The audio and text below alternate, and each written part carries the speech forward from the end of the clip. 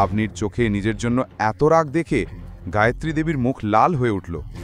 পরিবারে আগে কেউ কখনো তার সাথে এমনভাবে কথা বলেনি। তিনি চিৎকার করে বললেন, কেমন করে সাহস হলে আমাকে এই রকম উত্তর দিতে? আমি ভেবেছিলাম তোমার একটু বুদ্ধি আছে, কিন্তু তোমার মগজ তোমার বাবার মতোই ফাঁকা। যদি তোমার স্বামীর জন্য এত টান থাকে, তবে প্রেমিক রাখলে কেন? বাইরে সম্পর্ক করার আগে অন্তত নিজের নামটা ভেবে দেখতে, অন্তত আমাদের সম্মানটা রক্ষা হতো। একটার পর একটা তিক্ত কথা বলতে লাগলেন গায়ত্রী দেবী। আবনির চোখ ভিজে উঠল, কান্না চেপে রাখতে পারল না। গৌতমের পক্ষে এই অবস্থা দেখা অসহ্য লাগছিল। অনিল আর গীতাও এই কথাগুলো শুনে অবাক হয়ে গেল। ঠিক তখনই অনিল সামনে এসে আবনির কাঁধে হাত রেখে বলল, মা, যথেষ্ট হয়েছে, আমি আর শুনতে চাই না। যদি আমরা তোমার কাছে এতই সমস্যা হয়ে থাকি, তবে এখানে থাকার কোনো দরকার নেই।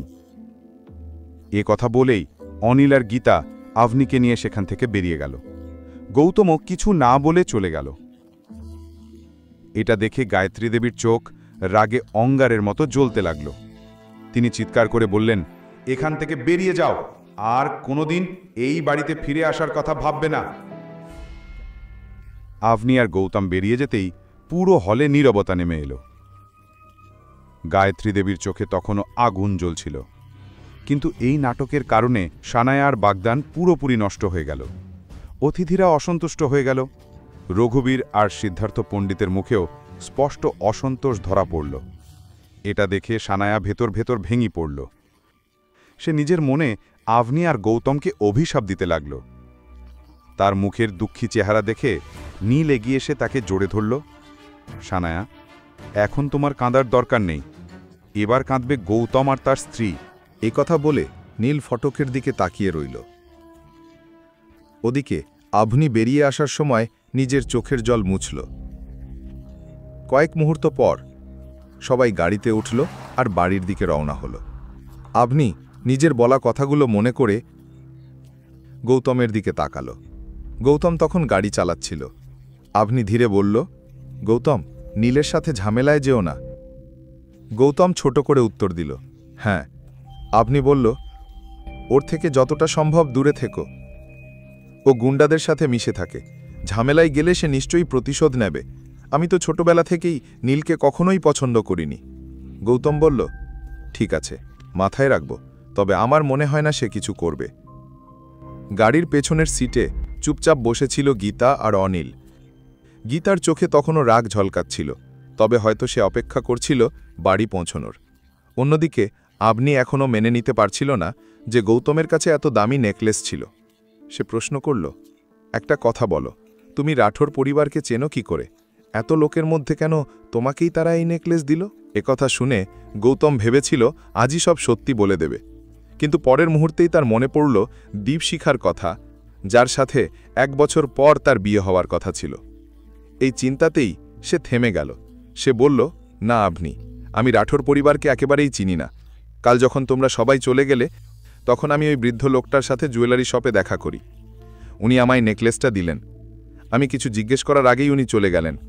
শুধু এটুকুই বললেন, নেকলেসটা তোমাকে দিতে। গীতা অবাক হয়ে বলল, এটাই সত্যি? গৌতম উত্তর দিল, তোমাদের সামনেই বললাম, ওই লোক নিজেই এটা বলেছিল।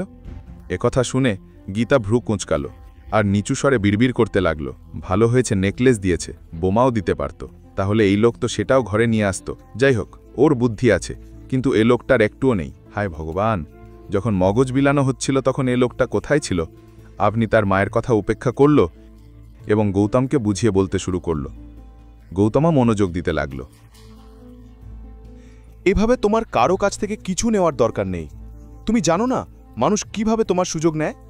পরের বার যতক্ষণ না তুমি সেই মানুষকে চিনতে পারছো, ততক্ষণ পর্যন্ত তার কাছ থেকে কিছু নিও না। গৌতম মাথা নাড়ল। হ্যাঁ, আমি আর কখনো এমন ভুল করব না। গৌতমের সঙ্গে কথা শেষ করে আবনি গাড়ি থেকে নেমে এলো। সে বুঝতে পারল যে মুন্সিজি তার অনুভূতি প্রকাশ করার জন্য গৌতমের চেয়ে ভালো উপায় খুঁজে পাননি।